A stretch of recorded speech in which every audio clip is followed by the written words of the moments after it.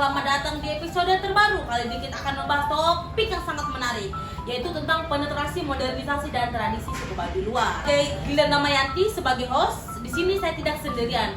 Saya membawa dua tamu spesial saya yang akan berbagi cerita dan pandangan. Yang pertama adalah seorang ahli budaya bernama Hafiz, dan yang kedua ini wakil Baduy bernama Fiona. Sapa-sapa dulu dong penonton. Wow. Dan tentu saja kita juga akan banyak menggali informasi tentang suku Baduy. Banyak aja. Ya, wah ini pasti akan menjadi diskusi yang seru dan bermakna. Yuk, kita langsung aja ya. Nah, untuk memulai nih, mungkin ahli budaya nih, Hafiz bisa menjelaskan tentang suku Baduy, terutama perbedaan antara Baduy dalam dan Baduy luar. Jadi suku Baduy itu adalah sekelompok masyarakat adat yang ada di Banten. Baduy itu ada Baduy dalam sama Baduy luar. Baduy dalam itu dia lebih tertutup dan nggak mau menerima pengaruh luar seperti modernisasi itu. Nah, beda halnya sama Baduy luar. Baduy luar itu dia lebih terbuka, lebih fleksibel, masih mau menerima pengaruh luar kayak pendidikan, teknologi, bahkan ekonomi, tapi tetap menjaga akar budaya mereka. Wow, beda sekali ya. Baduy dalam ini mereka nggak mau menerima masukan-masukan dari luar, sedangkan Baduy luar itu mereka mau menerima masukan-masukan dari luar ya. Secara dilihat dari fleksibel, Baduy luar itu sangat fleksibel. Oke. Nah, terima kasih ya udah di ini perbedaannya ya. Nah, untuk Fiona, dari sudut pandang Anda sebagai masyarakat Baduy luar, bagaimana rasanya hidup di tengah arus modernisasi? Udah biasa sih, yang penting jaga adat. Oh, yang penting jaga adat ya. Wah, menarik nih. Nah, saya mau nanya juga dong ini. Tapi ini pertanyaan sensitif nih tentang kepercayaan. Bagi Baduy kan, maksudnya saya penasaran tentang kepercayaan mereka itu gimana?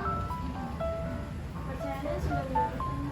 Sunda Wiwitan saya baru dengar. Sunda Wiwitan itu kayak apa ya? Kepercayaan leluhur sih. Oh, berarti Sunda Wiwitan itu kepercayaan leluhur. Oke. Nah, untuk kehidupan mereka sehari-hari, mohon maaf ini ya, misalkan nih kayak cara mereka mandi gitu gimana? Kan saya tahu kan mereka kan pedalaman kan. Nah, mandinya kayak batang lonje kalau nggak kecombrang. Oh, batang honci atau kecombrang. Nggak pakai sabun. Oh, berarti nggak pakai sabun ya? Iya kan nggak boleh. Oh, Indomaret ada nggak di sana? Oke. Nah, saya kan nih ada rencana kan. Saya ini ada rencana nih. Nanti saya mau ke sana. Takutnya ada bulan-bulan yang nggak bisa didatangi nih. Soalnya kan takutnya mereka lagi melakukan ritual atau apa gitu. Ada tanggal 13 Februari sampai 13 Mei. Berarti Februari sama Mei saya nggak bisa datang ya? Ada acara adat. Oke. Nah, saya mau nanya nih sama ini asli budaya nih Hafiz. Nah kan yang saya tahu nih, suku Baduy itu dilihat dari ikat kepala nih, yang warna biru, biru, putih dan hitam kalau nggak salah. Itu maksudnya apa? Jadi biasanya itu yang pakai warna putih itu Baduy dalam.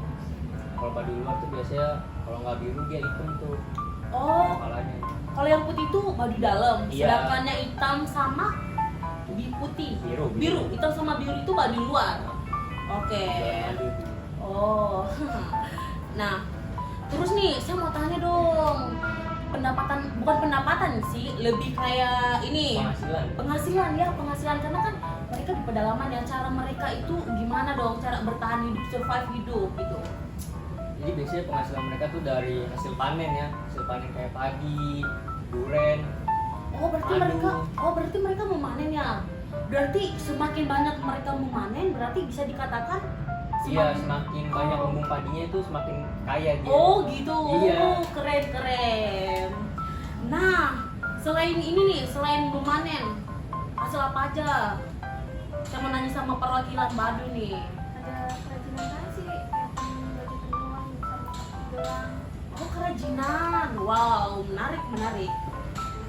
Nah, saya kan tadi udah denger nih bulan Februari sampai Mei. Nah, tempat-tempat yang nggak bisa saya datang nih, takutnya teman saya melosor langsung datang gitu. Waduh. Iya. Kurang aja Jadi tempat-tempatnya gitu, apa gitu yang nggak boleh. Biar saya ini sebelum saya datang saya udah prediksikan tempat apa yang nggak boleh saya datang gitu. Jadi tempat yang nggak boleh datang itu di sana tuh ada apa, hutan lindungnya. Hutan Mhm. lindungnya tuh nggak boleh datangin. Oh, Tepatnya tuh ada di Cikesik. Oh, tempatnya di Cikesik yang nggak boleh saya datengin itu hutan lindung. Iya. Oh, menarik. Saya jadi tahu ya, nggak boleh tanggal berapa, tempat-tempat yang nggak boleh saya datangin. Wow, menarik. Nah, yang kedua ini saya ingin membahas nih tentang modernisasi dan pengaruhnya pada generasi muda Baduy luar nih. Sekarang kita bahas soal modernisasi. Apa yang paling mempengaruhi generasi muda di Baduy luar? Ya kita kan Gen Z gitu loh. Jadi ada dua hal utama, yaitu pendidikan dan teknologi. Banyak anak muda Baduy sekarang tuh bersekolah di luar komunitas mereka. Itu jelas membawa tantangan, membawa wawasan bagi mereka, tapi juga membawa tantangan. Nah, tantangannya itu mereka tuh harus menyimbangkan antara kehidupan modern dan kehidupan tradisi. Oh, berarti banyak anak muda ya yang bersekolah di luar komunitas mereka. Oke. Untuk bagaimana dengan ini nih, Fiona nih, perwakilan Baduy. Bagaimana dengan anak-anak muda di komunitas Anda? Apakah mereka tertarik untuk meninggalkan tradisi demi kehidupan modern? Ada yang enggak, ada yang iya sih. Itu luar biasa ya. Ada yang enggak, ada yang iya. Berarti itu tergantung personalita diri masing-masing ya. Wah, itu luar biasa nih. Oke, yang ketiga saya ingin membahas tantangan dan konflik. Saya penasaran nih sama ini, tantangan dan konflik suku Baduy. Ya, itu tantangan apa sih yang muncul akibat modernisasi di komunitas Baduy luar? Konfliknya ya? Iya, konfliknya. Jadi konfliknya itu adalah perbedaan cara pandang antara generasi tua dan generasi muda.